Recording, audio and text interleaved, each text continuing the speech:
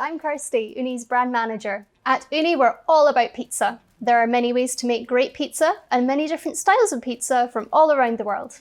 There's Detroit style, Roman thin crust, Chicago deep dish pizza, and so many more. But Naples is said to be the original home of true pizza. I've just spent the last 18 months living in Naples, so I know a thing or two about Neapolitan style pizza. It's one of our favourites here at Ooni HQ, and we love it and we make it every single week. So, what exactly is Neapolitan style pizza? There's actually an organisation in Naples called the Association of True Neapolitan Pizza that sets out all the official rules of making the real deal, which are pretty particular. That's why you often hear the term Neapolitan style, which typically means that the pizza has a certain style of base, featuring a dough made with 00 flour, a raised, generous crust that's chewy, and a crisp base with a nice bite to it. The toppings are quite light. Traditionally, they're margarita or marinara, but these days there's a lot of creativity to the toppings used on Neapolitan-style pizza. The most important factor for making awesome Neapolitan-style pizza is the oven temperature. It needs to be super high so that the pizza cooks very quickly, which means you get a crisp base that's cooked through without drying out or feeling brittle, along with evenly melted cheese and well-cooked toppings. This is why it's so important that Ooni pizza ovens are able to reach 500 degrees Celsius or 932 degrees Fahrenheit, so that they cook Neapolitan-style pizza in just 60 seconds. When it comes to making your own Neapolitan-style pizza, it's all about starting with high-quality but simple ingredients. For a silky but strong dough, we use 00 flour. This is a traditional Italian style of super finely ground flour with the right protein content for making a dough with good structure and elasticity.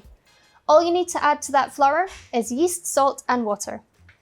Caputo is a well-known brand of Italian flour that we really like. We use Caputo Blue here to make our pizza dough throughout the week, but any good 00 flour is great. When it comes to toppings, traditionally it's San Marzano tomatoes that are used to make the pizza sauce. They're a firm, sweet plum tomato that are typically grown in the area around Naples, and you can find them sold in cans. Again, if you can't find San Marzano tomatoes, go for any good quality tinned tomatoes. The most classic toppings are really simple, featuring little more than fior di latte mozzarella, which is a soft cow's milk mozzarella, plus fresh basil and extra virgin olive oil. But if you start with a great pizza dough, then you can really do whatever you like with the toppings. Here's how to make our tried and tested Neapolitan style dough. This recipe makes 5 12-inch pizzas or 3 16-inch pizzas, and it's the same recipe we have in our cookbook and online. For equipment, you'll need electric scales, a stand mixer or a large bowl if mixing by hand, a proving tub, any kind of bowl you can cover or a tub with a lid is good, a dough scraper or a sharp knife, a proving tray or any tray you can cover and set aside, and last but not least, an Ooni pizza oven. For the ingredients, you'll need 300 grams of water, 10 grams of salt, 7 grams of fresh yeast or 3 grams of active dried yeast, and 500 grams of 00 flour, plus a little extra flour for dusting your work surface. First of all, we place 2/3 of the water into a bowl. Next, we take our saucepan that has the other third of the water. This has been brought to the boil. When we add this to the cold water, it brings the water up to the perfect temperature for activating yeast. So we just pour that in. Next, we need to add, obviously, the yeast and the salt.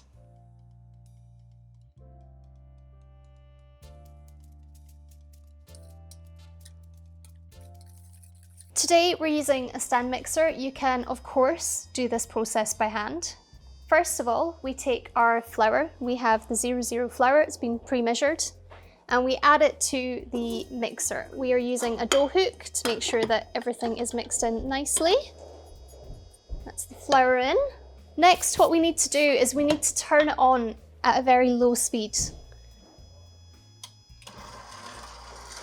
And then finally, we start to add our mixture, which has the yeast and salt, but we add it very slowly.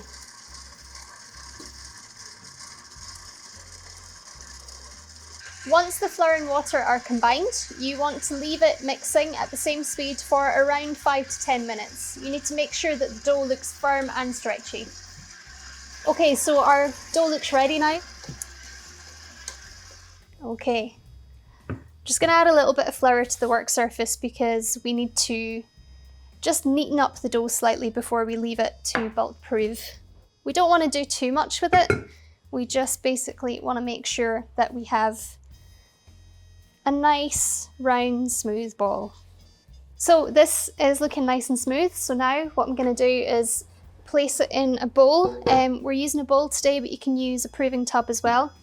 Just make sure that whatever you use is fully covered. Today, using a cover, but you can obviously use plastic wrap as well.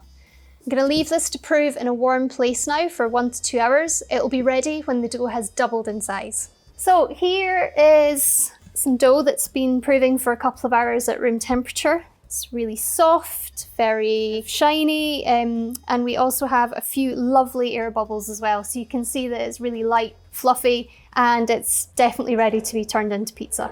Now it's time to divide up and ball our dough. So what we need here is we need some scales, and we need a sharp knife or a dough scraper. Kind of doubles up as both. Really important that we flour the work surface so it doesn't stick to the surface. Okay, now it's time to roughly divide this up into 5 parts, and then from there we will weigh each of them. We want each of our balls to be 160 grams each. So if it's not quite right, we just take a little bit off another. Okay, so now it's time to shape these. Now this is how I like to do it. So just gently moving it round and making sure you tuck that additional dough underneath. And then gently at the bottom, just pinching and spinning the dough round. Just so you have a neat little ball there. Once you have your 5 balls, what we need to do now is leave these to prove, just to kind of settle before you cook for around about 20 minutes. So what we like to do is use a proving tray. Again, we need to lightly flour the bottom of this so that the dough balls don't stick. Make sure they're not sitting too close together, otherwise you will just have one giant flat pizza. Really important that we remember to cover with a lid. If you don't have a proving tray, you can use a regular tray. Just remember to cover with plastic wrap or a cloth. Okay, so here we have our pizza dough balls. They have had their final 20-minute proof. This stage is really important because you want the dough to be super pliable so it's easier to work with. When you ball up the dough becomes quite tight, and this final stage just makes it much easier for you to shape the dough to pizza. We flour the peel, just a little flour, make sure the dough doesn't stick.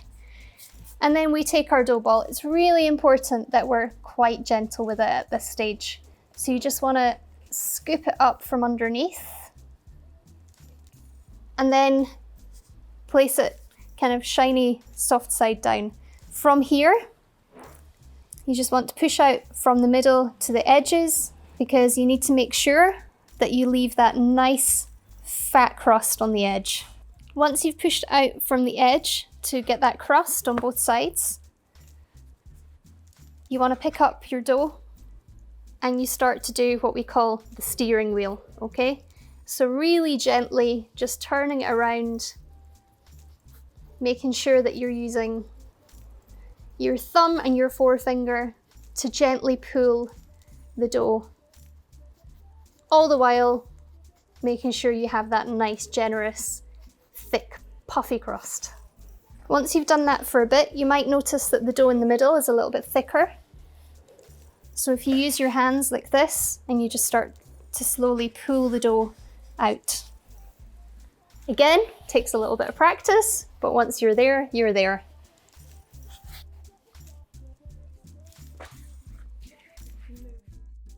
And that's how you hand stretch a pizza. It's really not that difficult. Just have a few practices and don't worry if it's not round, it will still taste absolutely delicious, okay? So now I'm gonna make a classic Neapolitan style margarita. Before we top this pizza, we need to check that our Ooni oven is up to temperature. Now we have been preheating Ooni Pro here for around about 30 minutes. So you want to have the oven to 500 Celsius or 932 Fahrenheit. Really, Neapolitan style pizza shouldn't be cooked below 400 degrees Celsius.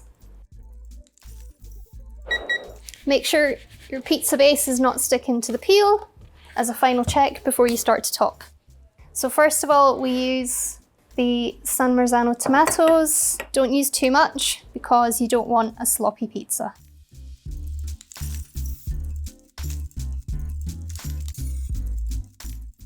Next we add our mozzarella. Tear it and sprinkle it around about the pizza. Again, don't use too much because you don't want an overloaded pizza because it makes it very difficult to get off the peel.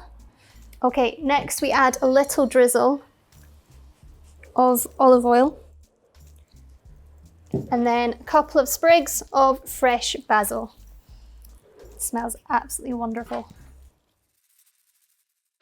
Now we're ready to cook.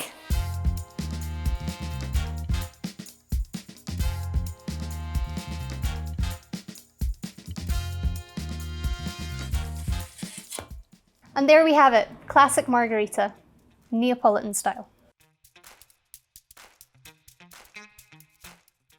Pretty damn good.